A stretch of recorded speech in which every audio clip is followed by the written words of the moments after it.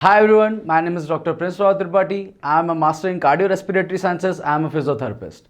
आज हम बात करने वाले हैं कि कोई आपके घर पे बेड रिटर्न पेशेंट है, जैसे किसी को स्पाइन इंजरी हुई या फ्रैक्चर हो गया या कुछ भी एनीथिंग, स्ट्रोक के पेशेंट हैं, पैरालिसिस के पेशेंट हैं, इन सब का हम अलग अलग तरीके से बातें करेंगे। पहले हम बात ये करना चाह रहे हैं कि बेड रिटर्न पेशेंट मतलब जो पलंग पे लेटे हुए पेशेंट है, जिनको टोटली आराम बोला गया है और वो किसी भी कारणवश बेड पे लेटे हुए हैं, उनको हमने क्या क्या मैनेजमेंट रखना है और ऐसे क्या क्या काम करने हैं जिससे उनको कोई इंजरी ना हो, बेड सोर्स ना हो, ब्लिस्टर्स ना हो, और साथ में जब वो खड़े होने जैसी स्थिति में आए तो उनको कोई अनकंफर्टेबिलिटी फील ना हो। तो चलिए स्टार्ट करते हैं। कुल टोटल में आज आपको 5 ऐसे पॉइंट बताने वाला हूं जो आपको बराबर तरीके से फॉलो करने हैं और आप काफ़ी अच्छा रिकवरी उनके साथ देखेंगे। पहला पॉइंट है पोजीशन चेंजिंग। पोजीशन चेंज करना क्यों ज़रूरी है उसका मैं आपको रीज़न बताऊंगा, कारण बताऊंगा और किस तरीके से आपको चेंजेस करने हैं वो भी मैं बताऊंगा। तो चलिए स्टार्ट करते हैं। सबसे पहले पेशेंट लेटे हुए हैं, कंफर्टेबिलिटी सीधे ही ज़्यादातर हम पेशेंट को लेटा हुआ देखते हैं। तो आपको बेड रिटर्न पेशेंट में पहला जो है पोजीशन चेंजिंग। पोजीशन चेंजिंग जो है ज़्यादातर हमारे घर में ऐसे ही कुशन्स हैं, तो मैं आपको सिंपली बता रहा हूँ। तो हमें क्या करना है, सबसे पहले जब भी आप हर 1 आवरली इनको आपको पोजीशन दिलवाना है। किस तरीके से हमें पोजीशन देनी है मैं आपको दिखाता हूँ। सिंपल तरीके से आप इनका घुटना मोड़िए, इस तरीके से ये घुटना मोड़िए, ठीक है, और धीरे से इनको करवट दिलवा दीजिए। अभी आपको ये ध्यान रखना है कि दोनों पैरों के बीच में एक पिलो लगा दीजिए, साइड में यहाँ पे 2 पिलो लगा दीजिए और आराम से कंफर्टेबली इनको लेटने दीजिए। अब आपको 1 घंटे या 1.5 घंटे के बाद आपको इनको वापस सीधा करना है और थोड़ी देर लेटे रहने देना है, करीबन आधे से 1 घंटा वापस। फिर आपको इनको कुछ इस तरीके से वापस घुटने मोड़ने हैं और अपनी तरफ मतलब इस तरफ झुका के आराम से लेटाना है। यहाँ पे वापस पिलो प्रेस कर दें, नीचे पिलो प्रेस करें और यहाँ पे भी पीछे की तरफ पिलो प्रेस करें। इससे जो बेड रिडन पेशेंट्स में ब्लिस्टर्स या फिर बेड सोर्स हमें देखने को मिलते हैं वो आपको नहीं मिलेंगे। इसी तरीके से इनको अपनी पोजीशन चेंज करते रहें। पेशेंट को जैसे ही अभी इस कंडीशन में 1 से 1.5 घंटा रखने के बाद आप सीधा कर दें और आराम से लेटने दें। अब जब आप सीधा लेटा रहे हैं इनको, तो 2 पिलो आपको यहां प्लेस करने हैं ऐसे, जिससे स्पाइन के कर्वेचर में और जो हमारी कोकिक्स है मतलब पूंछ वाली हड्डी है उस पर बहुत सी बार घिस जाता है, वो रगड़ आ जाती है क्योंकि हम बार बार पेशेंट ऊपर नीचे करते हैं। तो हमेशा हमें याद रखना है जब पेशेंट को हम सीधा लेटाएंगे तो यहाँ 2 पिलो यहाँ प्लेस कर देंगे। इससे आपको काफ़ी मात्रा में देखने को मिलेगा कि पेशेंट को पूंछ हड्डी पे कोई घाव नहीं बनेगा और साथ में उनकी स्पाइन में भी इतना लोड नहीं आएगा। अब मैं इससे जुड़ा हुआ आपको दूसरा टॉपिक बताना चाहता हूँ, वो है गादी या कुशन। जो आप पेशेंट जिस पे लेटे हुए हैं वो गादी, वो कुशन बराबर तरीके से अगर नहीं है, जैसे ये लेदर है, लेदर भी ख़राब है, रगड़ लग सकता है, तो आपको किस तरीके का यूज़ करना चाहिए। आपको एयर बेड ज़्यादातर यूज़ करने चाहिए, जिसका डिस्क्रिप्शन आपको लिंक में मिल जाएगा।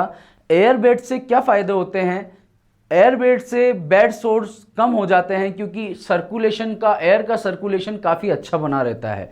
अभी इस कंडीशन में जब पेशेंट लेटा हुआ है तो एयर्स नहीं जा रही है और काफ़ी मात्रा में पीछे की तरफ पसीना आता है, जिसकी वजह से वहाँ पे चमड़ी गलने लगती है, बेड सोर बनने लगते हैं।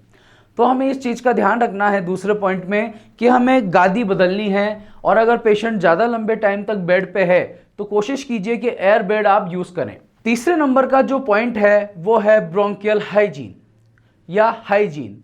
दोनों ही अलग अलग चीज़ें हैं। ब्रोंकियल हाइजीन का मतलब श्वास से रिलेटेड, माउथ से रिलेटेड जितनी भी हम हाइजीन मेंटेन करते हैं वो सब मेंटेनेंस हमें करना है। और दूसरा है हाइजीन मतलब बॉडी हाइजीन। अगर पेशेंट टोटली बेड रिटर्न है, उसका शरीर बराबर तरीके से पैर काम नहीं करते हैं, कमर टूटी हुई है या कुछ भी एनीथिंग जिससे बराबर तरीके से पेशेंट उठ नहीं सकता, बैठ नहीं सकता, उस कंडीशन में यूरिनेशन का और मोशन के लिए मतलब पोटी के लिए जो आप देखना चाहते हैं वो ये है कि हमें बराबर तरीके से उनको साफ़ करना है। पेशेंट को ज़्यादा देर तक किसी भी कंडीशन में, जैसे अगर वो यूरिनेशन के लिए आपने अगर कुछ भी नहीं करा हुआ है और डायपर लगा के रखते हैं, तो डायपर में अगर पेशेंट यूरिनेशन करेगा और आपने उसको बदला नहीं कंटिन्यूसली, तो काफ़ी मात्रा में वहाँ पर इन्फेक्शन फैलने के चांसेस है। यूटीआई हो सकता है, यूरिन ट्रांस इन्फेक्शन हो सकता है, तो यूरिनरी ट्रैक्ट इन्फेक्शन आपको हो सकता है। तो इस कंडीशन में पेशेंट का ध्यान रखना है। ज़्यादातर टाइम हमें यूरिनेशन के एरिया में और पोटी जब वो पेशेंट करता है तो बराबर टाइम पे साफ करें। अब ब्रोंकियल हाइजीन क्या है? जब भी पेशेंट, कोई भी ऐसा पेशेंट जिसको बराबर तरीके से सांस लेना नहीं आ रहा है, उसको हम एक सीरियस कंडीशन से बचा के लाए हैं, तो उसमें ट्यूब डाली जाती है गले पे और माउथ से। ज़्यादातर टाइम हम जब बेड रिडन पेशेंट को देखते हैं तो हमें यहाँ पर ट्रेकियोस्टोमी मिलती है, जो गर्दन के इस हिस्से को काट के लगाई जाती है और बहुत स्मूथली फिक्स की जाती है, क्योंकि हम हमारे एक एयरवे को यहाँ से बाईपास करके इस जगह से खोल देते हैं। तो जब हम ऊपर के एरिया को बाईपास, जहाँ से हमारे नाक से फिल्टर होके पूरी हवा अंदर की ओर जाती है और सिलेलाई जो होते हैं पास के जो ऐसे रंध्र होते हैं वो उनको रोक लेते हैं कचरे को, तो हम यहाँ से जब बाईपास करते हैं तो यहाँ पर जो ट्रेकियोस्टोमी हमें लगाई जाती है वो काफ़ी हिस्से से गंदगी को अंदर कैप्चर करती है। शरीर उसको बराबर तरीके से फिल्टर नहीं कर पाता, उस कंडीशन में हमारे यहाँ पर कफ बहुत बनता है। अब हम देखेंगे चौथे नंबर का पॉइंट जो हमें ध्यान रखना है, वो है range of motion joint movement. Range of motion का मतलब होता है किसी भी जॉइंट की प्रॉपर मूवमेंट। जैसे मैं आपको दिखाना चाहूँगा, अपना नी है, इसकी प्रॉपर मूवमेंट ये है। तो हमें ये ध्यान देना है जब पेशेंट बेड रिटर्न है तो हमें ज़्यादातर बड़े जॉइंट्स का बराबर तरीके से मोशन करना है, रेंज ऑफ मोशन करना है, मूवमेंट करना है। तो पूरी रेंज के अंतर्गत पूरा पैसिव मूवमेंट, अगर पेशेंट अपने पैरों को बिल्कुल यूज़ नहीं कर पा रहा है तो हम पहली स्टेज पे जाएंगे, वो है पैसिव मूवमेंट। मतलब हमें हमारे हाथ को कुछ इस तरीके से प्लेस कर कर, बॉडी को इस तरीके से रखकर, यहाँ पर इस तरीके से रखकर हाथ को पूरा मूवमेंट कराना है। 2 3 4 5 6 7 8 9 10। इस तरीके से हमें दोनों पैरों पर 10-10 रिपीटेशन के साथ, अगर आप करा सकते हैं तो 3 सेट्स कराइए। पहला रिपीटेशन मैंने अभी आपको सिखाया, उसके बाद आप दूसरा रिपीटेशन उस पैर को करने के बाद कीजिए। जैसे ये वाला लेग है, सिंपल हमें वापस इसको ऐसे ही पकड़ना है और मूवमेंट कराना है। 1 2 3 4 5 6 7 8 9 10। ये हुआ हमारे नी का पैसिव मूवमेंट। पैसिव मूवमेंट मतलब पेशेंट के द्वारा बिल्कुल भी जोर लगाया नहीं जा रहा है और सारा काम थेरेपिस्ट या आप लोग जो थेरेपी कर रहे हैं, एक्सरसाइज करा रहे हैं, वो है पैसिव मूवमेंट में ये है। अभी दूसरा स्टेज आ जाता है हमारा, इसी जॉइंट रेंज ऑफ मोशन की सेकेंड स्टेज आती है एक्टिव असिस्टेड। मतलब पेशेंट को हम इंस्ट्रक्शन दे रहे हैं, तो अभी पेशेंट को मैं आपको दिखाता हूँ किस तरीके से इंस्ट्रक्शन देने हैं, और पेशेंट थोड़ा जोर लगा रहा है और आप उसको असिस्ट कर रहे हैं, मतलब कोशिश करा रहे हैं एक्टिवली तरीके से। सुनिए, आपको अपना पैर सीधे तरीके से मोड़ना है और बिल्कुल आराम से, और वापस सीधा करना है। 10 बार ये दोहराना है। 1 बार हुआ, चलिए 2 बार हुआ, 3 बार हुआ, 4 बार हुआ, 5 बार हुआ। ढीला छोड़िए। अब आपको अपना पैर साइड में लेके आना है। कैसे लेके आना है? उठाना है और कोशिश करनी है साइड में लाने की, और वापस अपनी जगह पे लेके जाना है। अब ये एक्सरसाइज आगे जाके आपको फ्रीली करानी है, मतलब आपको कोई भी हाथ या कुछ नहीं बोलना है, पेशेंट से सब इंस्ट्रक्शन देने हैं, दूर खड़े हो जाना है और बराबर पेशेंट से करवानी है। वो होती है active range of motion exercises, तीसरी स्टेज प्रोग्रेशन की। पहला होता है पैसिव रेंज, दूसरा एक्टिव असिस्टेड, तीसरा हमारा जो जाएगा वो होगा एक्टिव रेंज ऑफ मोशन, वो पेशेंट खुद करेगा। अभी मैं आपको एक्टिव असिस्टेड दिखाता हूँ। आपको सिर्फ सपोर्ट करना है, पैर उठाइए, साइड में लाइए, इस तरीके से आपको पकड़ के सपोर्ट करना है, रख दीजिए।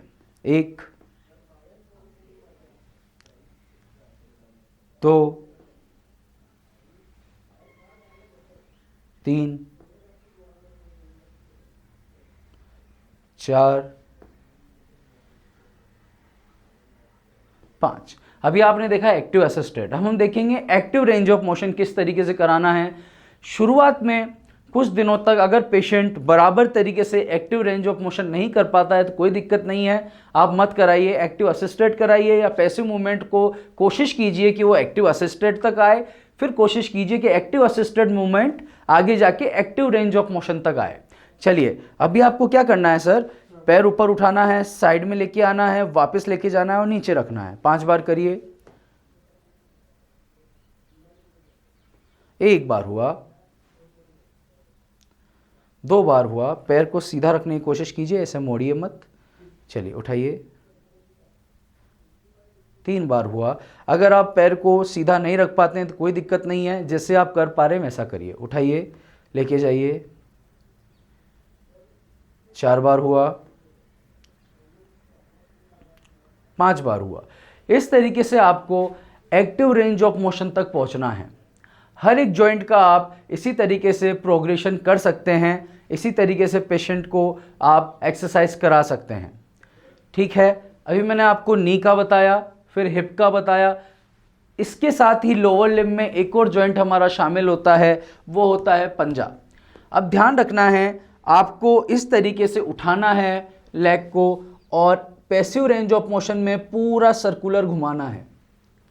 2 3 4 5। ध्यान रखिए, हाथ रखिए नीचे जिससे यहां रगड़ ना लगे।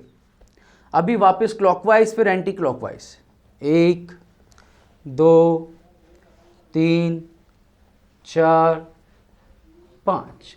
इस तरीके से आपको पंजे के लिए करना है।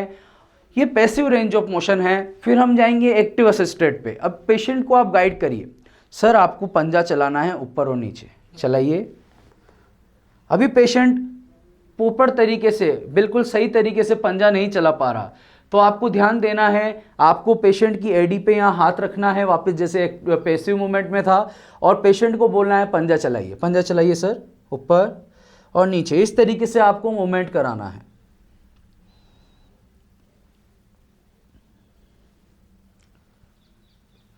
समझ में आया आपको?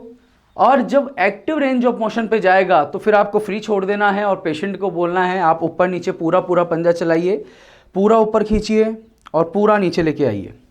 1 पूरा खींचिए ऊपर, पूरा नीचे लेके आइए। 2 पूरा खींचिए ऊपर, पूरा नीचे लेके आइए। 3 पूरा खींचिए ऊपर, पूरा नीचे लेके आइए। 4 पूरा खींचिए ऊपर, पूरा नीचे लेके आइए। 5 ढीला छोड़ दीजिए। इस तरीके से आप लोअर लिम्ब को कवर कर सकते हैं। इस तरीके से आप प्रॉपर तरीके से किसी भी बेड रिटर्न पेशेंट को मैनेज करिए, प्रॉपर मूवमेंट करिए, पोजीशन चेंज करते रहिए और ब्रोंकियल हाइजीन, बेड का और बेड मैनेजमेंट का ध्यान रखिए। हाइजीन का ध्यान रखना बहुत ज़रूरी है। इसी के साथ आज की वीडियो में सिर्फ इतना ही। Thank you so much. नमस्ते।